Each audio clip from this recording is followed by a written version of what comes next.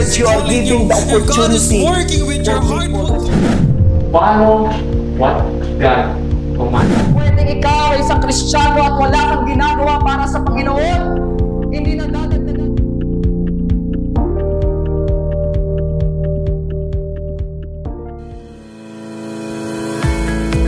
Hi, my name is Missionary Mark Darius Obanya. And I am Missionary Bernice Soriano Obanya, and this is our little missionary Miguel. And we are your missionaries to Guatemala. Nagsimula lahat as, of course, a full-time church worker. By the grace of God ay napagkatiwalaan ng mga ministries. Nag-lead ng YP, fellowship, evangelistic team, worker. Little did I know na yung mga bagay na yun ay pag-equip na pala sa akin to be a missionary. And when it comes to spiritual preparation, of course, nandiyan ang Word of God, prayer, at laking bagay na ikaw ay nakasubsob sa ministry dahil nakita ko siya bilang isang preparation dahil wala namang ibang gagawin sa mission field kundi yung mga ginagawa ko din before. Yung mga ginagawa ko din before, doing Bible studies, reaching the lost, evangelism, door knocking, tract giving. We even started street preaching na very much possible palang gawin sa Guatemala. Nakita ko na yung mga bagay na yon na nagagawa ko din by the grace of God, ayun din yung mga posible kong simulan na once na ando na kami sa bansa ng Guatemala. The Lord prepared me spiritually. Isa sa greatest blessings ng preparation is me having a Christian family. Lumalaki ako na nakikita ko kung paano ang mga magulang magtsatsaga talaga na turuan yung kanilang mga anak ng Word of God, yung mag-take part sa mga ministries, especially in singing, kasi doon talaga heavily involved especially yung daddy ko. As we study the songs na, syempre, render ko as a special number, naka-inculcate kasi sa mga worship songs natin yung mga doctrines. And nasasaulo ko yung mga songs, nasasaulo ko rin yung mga, kung ano yung stand ng mga Kristiyano about specific truths about life, about the salvation, and about missions. And I'm very thankful for that. Sa Word of God, binigyan ako ng Panginoon ng desire to study and finish in the Bible school para mas maging equipped in teaching sa marami pang mga kabataan and even ladies sa pag-aaral ng salita ng Panginoon din. The Lord allowed me to have a beautiful profession, which is physical therapy, and also a background in teaching that I believe could be very useful in ministering to the brethren, to other people that may be of need doon sa bansang Guatemala. So, pwedeng sa kanilang physical disabilities, I could minister to them. And also sa background ko in teaching, syempre yun naman talaga yung command ng Panginoon na for us to teach the gospel, to teach them also how to become disciples of Jesus Christ. So, spiritually and practically, I believe na pinipare kami ng Panginoon, and marami pa kaming matututunan along the way. One of the struggle talaga, not just as a couple, of course, personal din namin bilang ako, asawang lalaki, asawang babae, yung internal na problema. What I mean is that internally, of course, a missionary, hindi naman siya exempted sa panghina. Minsan may mga lapses, mga pagkukulang. At as a missionary, patuloy kong pinapaalala sa sarili ko na hindi dahil missionary ka na, hindi mo na dapat ginagawa yung mga ganitong bagay. Na minsan, na-overlook kasi nga, merong ganitong ginagawa. Like for example, so busy for deputation, going to different churches, different places, speaking engagement dito, speaking engagement diyan, usap dito, usap diyan. Pero minsan may mga pagkakataon na nakakalimutan ko, for me personally, to have, a day, specific time, personal ko sa Diyos talaga. Minsan nagiging masyadong busy sa labas, pero yung sa loob, alone with God, kinakain yung oras eh. So for me, that is my struggle personally. And of course, as a husband, nagiging struggle siya kasi instead of me leading my wife properly, spiritually, medyo naghihirapan tuloy ako ngayon kasi ako mismo nahihirapan spiritually. I do believe that is one of the biggest.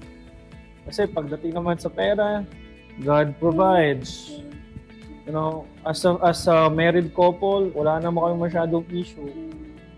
So, yun yung naisip ko. Siguro sa akin, personally, yung tamang timpla ng adjustment. Kasi if you could imagine, newly married kami, tapos new parents as well. So as for me, bagong transfer din ako ng church. So from my previous church where I'm comfortable with the people around me, biglang new environment, andun yung nabuntis ka na kagad, so lots of emotions, and you need to adjust sa bagong tahanan, bagong church, bagong environment. Tapos sinend out na kami. So, there are a lot of things happening all at once. Yung sunod-sunod na mga operations. So, yun tamang timpla na paano ko ipagkakasya yung oras ko na gusto kong magkaroon ng alone time with God. Gusto ko rin maging mabuti at masikasong asawa sa asawa ko. At gusto ko rin hindi mapaalagaan ng maigi yung anak ko. Tapos gusto ko rin gumawa ng mga ministries sa church at sa labas. So, yung how would you prioritize things? So, at first, it was a struggle. Pero ngayon, paunti-unti, nakikita mo ano yung mga bagay na kailangan mo munang i-let go at this season of your life para makapag-focus ka. Kasi lalo na kapag asawang babae, talagang ang priority mo yung iyong asawa at yung iyong anak. There are many ministries in the church na pwedeng gawin ng ibang tao. Pero ako lang yung asawa ng asawa ko. Ako lang ang legal. At nag-iisang may karapatan. So, ayun, yung tamang timpla ng pagbabalanse ng oras with God, with my husband, and yung pag-iisip kung paano lulutuin araw-araw. Ayun pala yung pinakamalaking struggle namin. Yan yung struggle namin. Lagi namin tanong, anong ulam natin ngayon? Anong ulam ngayon? Kasi kailangan mong isipin yung tama para sa health naming dalawa.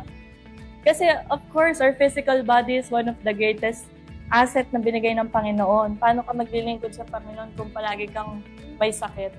So, pinag-iisipan din yon. I-schedule mo yung time mo for exercise, yung kakainin yung family na healthy, yung mga supplements ninyo, if needs be, na kailangan may inumin. So, ayan. So, financially, I think, sino bang hindi na-challenge? I think normal naman. It's normal. So, hindi na siya ganun ka-struggle. Yeah. It's just a matter of kung gaano mo pa i-stretch yung faith mo sa pang-araw-araw na pangangailangan.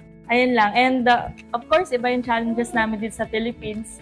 And when we go in Guatemala as well, we're looking forward sa mga challenges na yun. Yeah. Yung lahat talaga ng tinatamasa namin, it is a result of prayer. Totoo talaga, in all thy ways acknowledge Him and He shall direct thy path. As a woman, syempre nangangarap ako na magkaroon talaga ako ng godly family. Nag-pray ako ng godly man. Tada! Wow, ikaw na yun. At yung lahat ng mga desires na desires na paglilingkod sa Panginoon, desire na makapasa sa board exam, sa pag-aaral, lahat yan, resulta talaga ng prayer. Kasi hindi naman ako ganun katalinong tao para magawa lahat ng mga bagay na yun sa secular. Kaya kami masaya. Masaya ka ba? Oo naman. Hindi lang halata sa mukha. Masaya kami bilang mag-asawa, bilang family. Kasi alam namin na yung tinatamasa namin, even this very calling, it's a result of prayers and answered prayers from the Lord. Kaya maraming salamat. Let's pray. Let's pray. Okay, let's pray. Heavenly Father, Lord, salamat po. Kami, Panginoon, ay nagpapasalamat dahil kayo po ay hindi nagkakamali. Kayo po ay Diyos na makapangyarihan sa lahat. Panginoon, na kung saan wala pong hihigit. Ang inyong mga desisyon ay hindi nagkakamali. Ang inyong mga plano ay higit po sa aming mga plano. Salamat, Panginoon, dahil kayo po ay buhay na Diyos. Salamat sa kaligtasan, kami po ay niligtas. Binigyan, Panginoon, ng pribilehiyo na magamit sa inyong upasan, sa inyong ministeryo. Dalangin lamang po namin, Panginoon, na sa aming mga buhay, kayo po ay tunay po naming maitaas, na magamit po namin ang aming hiram na oras, ang hiram na kalakasan, ang hiram na buhay po namin para lamang po sa inyong papuri. Dalangin ko po, Panginoon, na maging sa ministeryong ito, ay magamit po ninyo, Panginoon, to encourage Christians, to encourage brethren, kung sila ay mayroong mga katanungan, kung sila may mga bagay na hindi nila maunawaan, ito po ay magsilbing kasagutan sa kanila. Na may mga tao din pong minsang nagtanungan, may mga tao din pong minsang nakaranas ng ganyang estado na hindi nila alam kung ano yung dapat nilang desisyon.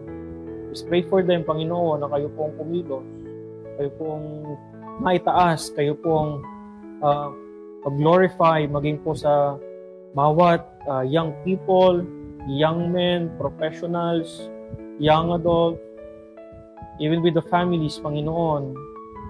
If you were to call them, Lord, I pray, Lord, na kayo pong mag-empower. Alisin niyo po yung fear, alisin niyo po yung mga hindrances, doubts. Tulad nga po ng panalangin ng mga apostol, increase our faith. Lord, help us to increase our faith.